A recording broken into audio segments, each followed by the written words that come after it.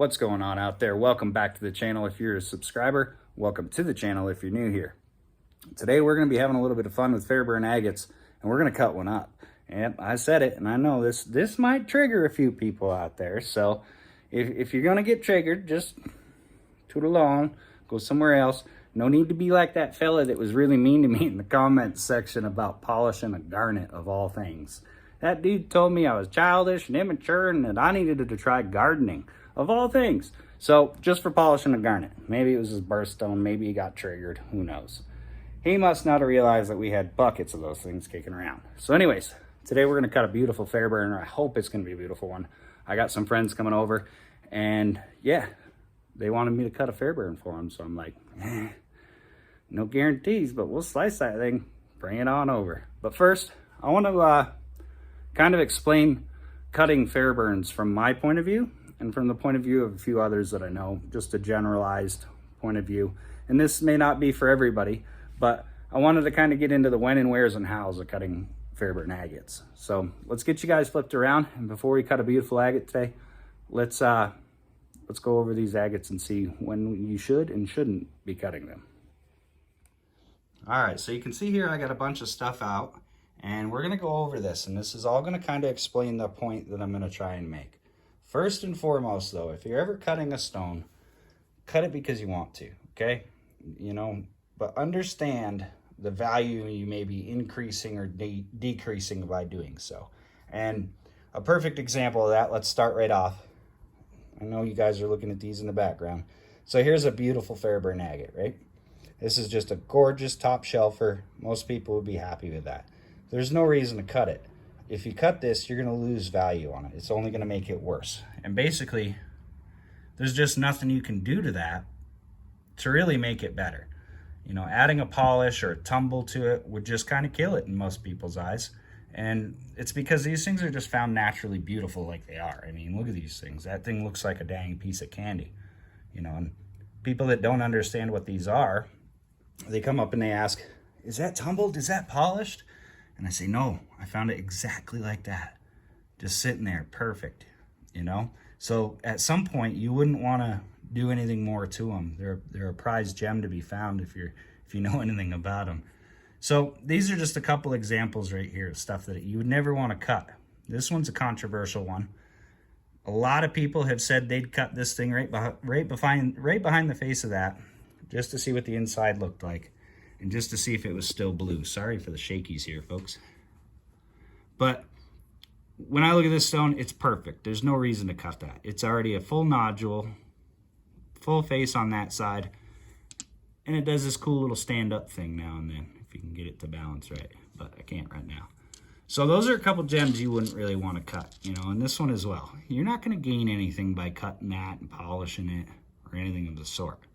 Now, there are times where a good cut and polish can really make things better. And here's a few Fairburns right here. Let me get them under this light a little better. Move these guys out of the way. Here's a couple of Fairburns right here that are going to show what I do mean about a good cut and when they can help out, you know? So I'm going to try and get this flipped over without showing you folks the beautiful inside of this just yet. Excuse me there. But here's a beautiful Fairburn, and it was found just like this. This is a little nodule, and I found it just laying on the ground. And it had some nice pattern showing, you know, it was definitely there. But I knew it was going to be a full nodule, or I hoped it would be anyways, with all that pattern poking out. So I decided to cut it, and here's what I got. Boom, beautiful set. And that's got a beautiful polish on it now. You know, it's just a really nicely cut and polished set of Fairburns right there. And one thing that people call it is a set of pistols. It looks like a little set of pew pew. Yep, right there. So that one, I would argue that I didn't lose nothing. And while the stone was cool, it wasn't a huge stone. It was a smaller stone. So even the current value of it before it was cut, I don't think I lost anything on that. In fact, I sold this stone, and the person I sold it to cut it, is if I remember how this went. And then I ended up buying it back from someone else later down the road that got the stone. Or maybe I bought it back from them. I can't remember. Either way.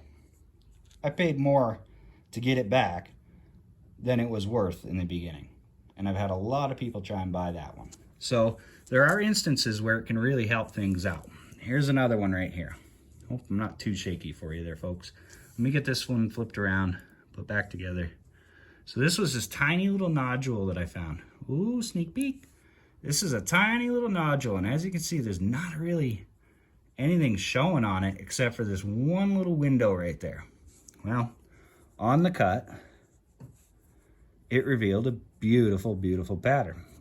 Nice butterfly matching set as well. So again, one that you didn't hurt a thing, you technically increase the value of that. And that's another one I've sold and bought back. So there are times when you can help things out by cutting them. But stuff like this, it doesn't need to be cut. It's already got beautiful faces showing. It's already all gemmy. You don't want to touch those, you know. Here's one my buddy had. And this is a stone he got on a deal. And this is one that we'd say, you're not going to lose anything. I mean, for being honest, it wasn't the most beautiful stone. And then it had been tumbled already, so it's all shiny and kind of half tumbled. And he was just bored and wanted to cut some in half that day. So he did. And don't mind, it's got some super glue on it, some Starbond. So he cut it open and he got to see that there's a nice, you know, decent little pattern in there. And that was just for fun. It ain't a high value stone to begin with. You're not really losing anything. So that's another area where, you know, cutting them can actually benefit you. Now, I'm going to move on to some hills material, but you can think of this just like the Fairburns, okay? So here's a nice piece right from Teepee Canyon, right out of Teepee Canyon proper. Sorry, that light's blowing it out there. And this is just a chunk I found surface hunting, and it was just laying on the ground. And this is a stone that I was actually going to cut up and do into cabs, but I kept telling myself I couldn't do it. And for whatever reason, I don't know. But that's more of a candidate for cutting, grinding, polishing, and stuff like that. And first and foremost with this exact piece, it's hills agate. So you're not out a whole lot of money. If that was a Fairburn, you know, from the grasslands, like a true tumbled, naturally worked Fairburn, that would be a pretty nice gem you wouldn't really want to do much to unless it really needed it. So that's something you could totally work. You know, you got a little bit of host over here. You grind that off, maybe make a standing, you know, something that stands and is all polished up and looks good. But either way, that's another one that you could either leave or work. This one right here, kind of a weird oddball. This is a hills agate and this is a nodule. And as you can see, there's nothing showing on it. And this side used to have a little bit of pattern showing, but it appears that it gone through a fire or two. So it changed it, and well, what you see is what you get. So my friend, this is something I got from someone else. They cut the face off just to see what it did on the inside. And as you can see, beautiful, beautiful colors. So again, nice little polished set. You can put that on a little stand. It's got a nice druzy pocket. So I would argue, did they lose anything by cutting that? Absolutely not. In fact, I've pulled it out of the collection that I got, and I kept that in mine now. So, you know, its value already went up. Most people wouldn't. What would you do with a stone like that? Just toss it in the yard? And it's not very pretty. So there's times where cutting can really help things out. Another perfect example right here. Another hills agate. What you see is what you get. It was a nodule. Nothing really showing on the backside.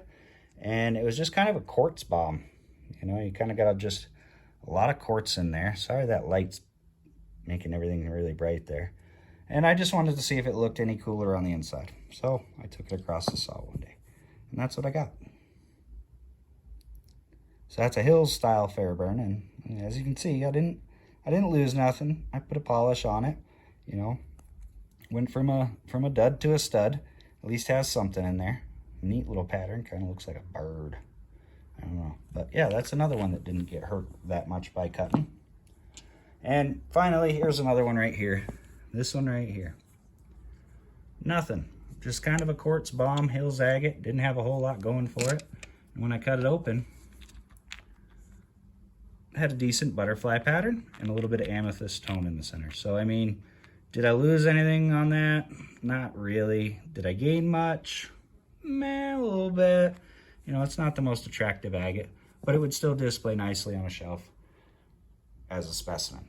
So I'm going to flip you guys around and we're going to talk about the last part of this. So that's kind of the do's and don'ts of when I would cut some Fairburns. And there's a few missing, and I'm talking about like nodules and stuff. You know, these are Jenny Fairburns, but when they're little nodules, sometimes they want to be cut. And you're about to see why when you see what stone we're cutting today. So the stone we're going to cut today kind of caps off the end of this for me. And the reason being is there's actually two reasons. One, it's a nodule. It's a full, complete nodule. And you guys are going to see it in just a minute. So please just bear with me and hear me out here. It's a beautiful nodule. And most people might want to just leave it the way it is. And even me, I was kind of on the board of whether I would want to cut it myself or not. But here's the kicker. The people that want it cut, they want it cut for personal reasons. They want to try and make something for each other out of the two pieces.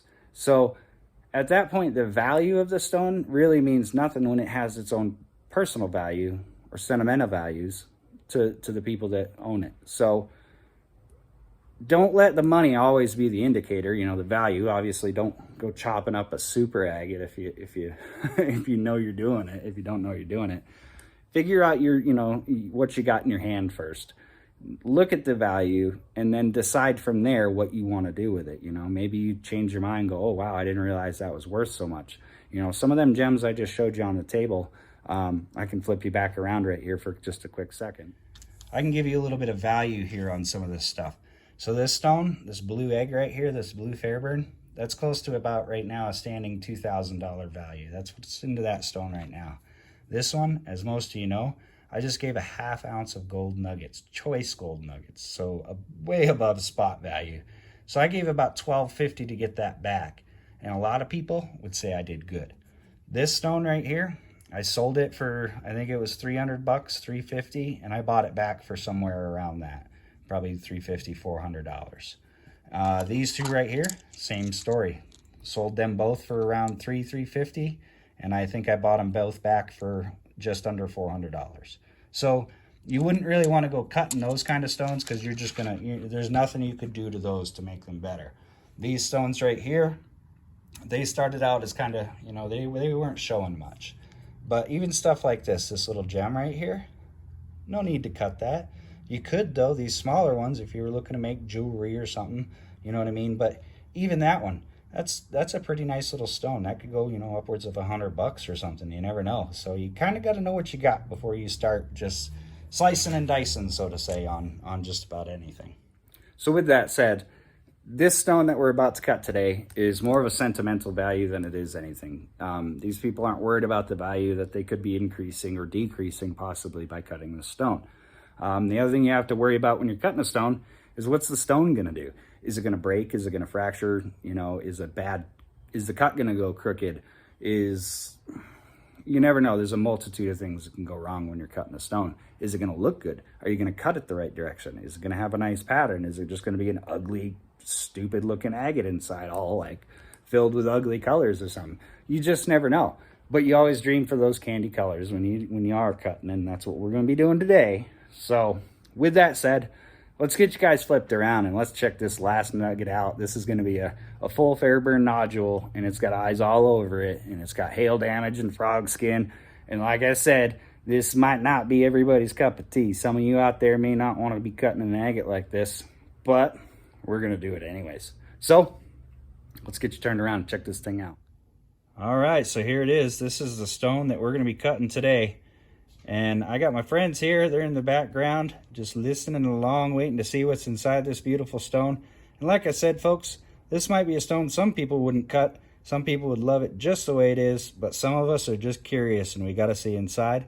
And like I said before, they want to make something for each other out of the two pieces of this stone. So I think what we're going to do here is we're going to go right down the high line of this stone. We're going to get the biggest cut we can. We're going to go right down this line where my finger is. And then we should have two nice halves. And as you can see, it's got some pretty awesome pattern. Every one of them little hail damage holes and all that frog skin, we call it, should make for a really neat pattern on the inside. Those are what make the pattern change and get really sharp and have little turns and stuff like that. So I think if we cut it through this way or any other direction, we're going to kind of mess it up a little bit going through those eyes. Generally don't want to try to go through the eyes. There might be one we have to hit though, so this one might get cut in, but we're gonna see how it looks anyways.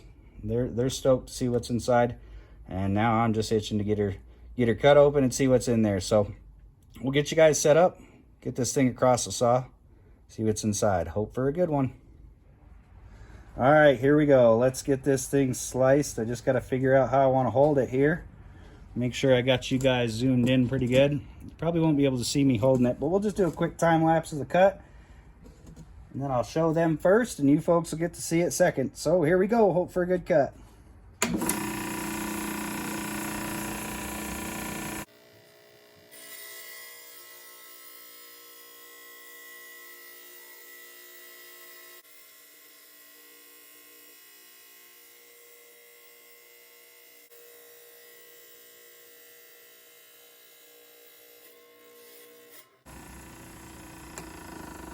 All right, here we go. Here we go. I'm going to let these folks see this first, and then we'll pick up the camera right after I get this cleaned off. I'm going to soak it over here, so just hang with me for a second, folks. 1, 2, 3. Oh, that's awesome. All right. Well, we got a happy vote from around here, so let's go ahead and show you folks. Went right down the center, just like that. Wall to wall. Look at that. Beautiful Fairburn. Really odd. This side's got some weird, neat stuff going on. It kind of looks like it might, some of that might be calcite, might come out of there. But look at that pattern, those edges. That under heat light will dry out nicely, or in the sun. That'll brighten right up. Those whites will get really crispy. That is a beautiful cut right there. That'll make a nice set of pendants if that's what they're going for, or whatever they decide to make out of that. That is an awesome, awesome cut. So, hope you guys enjoyed. I'm going to talk to these folks and enjoy this one here behind the scenes, and we'll see you on the next one.